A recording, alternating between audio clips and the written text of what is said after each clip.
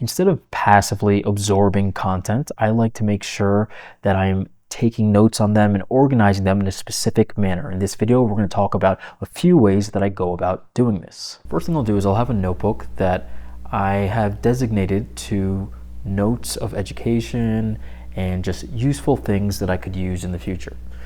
I will dedicate a page to someone that I find interesting or that I get a lot of value from, and I'll take notes each time I hear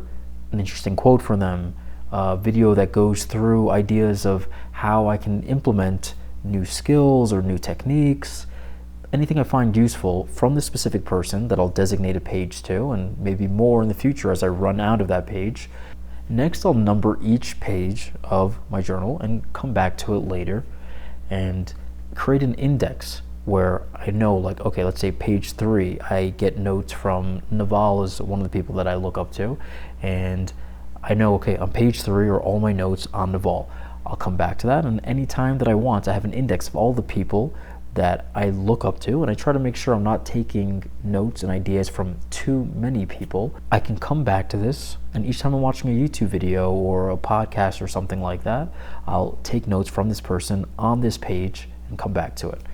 The next thing that is really important to me is I will underline, after I just loosely take notes on anything that seems sort of important. I'll come back to it on a different day and underline the parts that are really vitally important for me.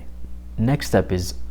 constantly I'll bring these notebooks of education with me from YouTube videos and from podcasts, and I'll be able to look over them and find the most useful parts, and I'll just constantly reread them and just make sure that somehow they really infiltrate into my identity, who I am, and the way and